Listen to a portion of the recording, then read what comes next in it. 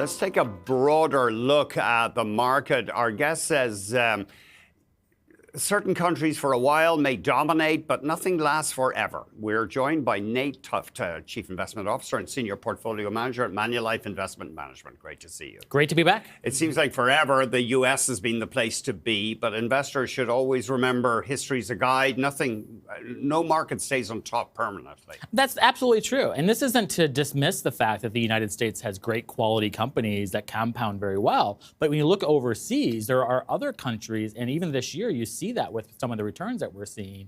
Areas like Japan have done fairly well. Parts of the EM economies, particularly the Koreas of the world, the Taiwans of the world. What's the common theme with some of these? They are still related to that broader technology AI theme. Mm-hmm. And increasingly, as we've seen over the course of the last several years, there is a bifurcation of how you build technology now. You have people that are building technology from a Western perspective, and then you have the Eastern perspective, which is more aligned with the China side of things. And so the companies that are building AI in Asia are equally benefiting from the massive secular trend in AI, just as we're seeing in North America with some of the big tech companies in the United States. Would you be inclined to own Chinese technology stocks, Alibaba or Baidu, just to name two? Yeah, there are some great opportunities in China. And we think about China in a couple different ways. Parts of the economy are showing some real signs of health, particularly things that are related to infrastructure and manufacturing.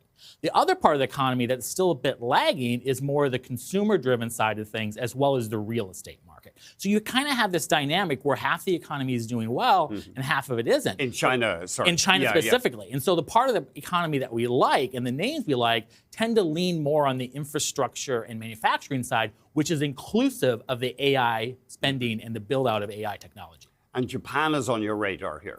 Japan is an interesting one for us because, one, it is an economy that has a lot of individual stocks within their stock market. There is some evidence of M&A activity, for one. Two, margins of companies in Japan have been on a consistent year-over-year trend of improvement. They will never get to the same level of profit margins in our view as, let's say, high-quality U.S. companies. But we do believe that there is continued evidence that we're going to see improving shareholder friendliness in Japan.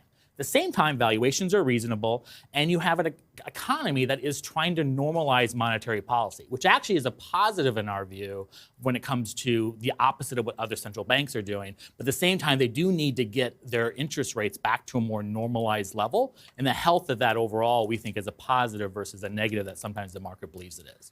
But wouldn't that increase the borrowing costs for Japanese companies? It does, but at the same time, they have such a weird dynamic with their yield curve right now that it's really hard to function from a societal perspective when you have yields as low as they are. So some level of normalization is a positive, but you have to be very, very cautious about how they do it and when they do it, because the currency is a key link in our view. You don't want the currency to strengthen too much, but you also don't want it to weaken too much.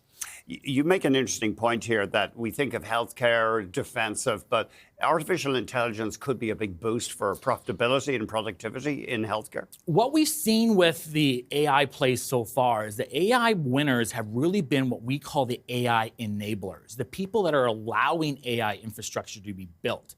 What hasn't benefited are what we would call the beneficiaries. And the beneficiaries include healthcare companies and software companies, as an example. They've actually been penalized because the fear has been that AI is somehow going to just take over and then someone else can do what they do. But that's probably not true, particularly with healthcare. So improvements in how quickly you can develop drugs, as an example, improvements how you can do human diagnostics and clinical tests, all are benefits that you can get from AI technology. Yeah, I remember a former senior bureaucrat in healthcare telling me a lot of money is wasted because of poor patient management. For example, somebody will have a chronic illness, but they won't get it treated. They won't take their meds or whatever. And then they end up on the emerge, which costs a fortune. Yes. But presumably AI could help noticing patterns like that. Noticing patterns, catching things much quicker, and lowering the number of negative or positive false type of data points that sometimes come out of more simple testing. And so that type of stuff can really improve the efficiency of healthcare and the data within healthcare. And certainly doctors say they're distracted by all the bureaucracy, and AI is apparently being designed to help them with that. Of course, efficiency and scale are two of the key themes coming out of AI. What about bonds? What is your attitude to bonds these days? Are you overweight, for example, in government fixed income? We're underweight, but we are very careful about how we talk about bond exposure. It is a necessary part of a client portfolio. When we think about bond exposure, we obviously do have to separate the dynamics of what duration impact is, interest rate movements, from credit quality. Right. Right now, the credit quality is very good, but it's fully priced in the market. Spreads are likely not going to get much tighter, so we're not going to get a lot of return from there.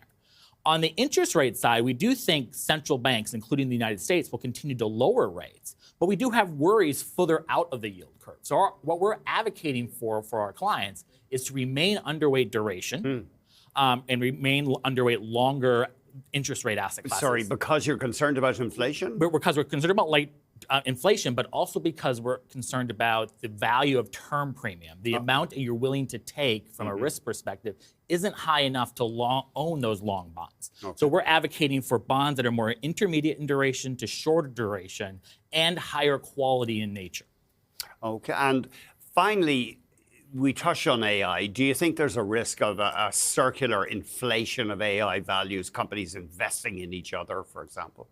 There is absolutely a risk. There is no doubt that not every AI player that is winning right now will continue to win. There will be disappointments, and there will be some missteps. But at the same time, the fear around the AI bubble almost makes me feel that we're not at the end because there's so much attention on it and there's so much focus on kind of holding back because of those concerns around valuations that I think the runway for AI and the secular theme is probably a lot longer than people think.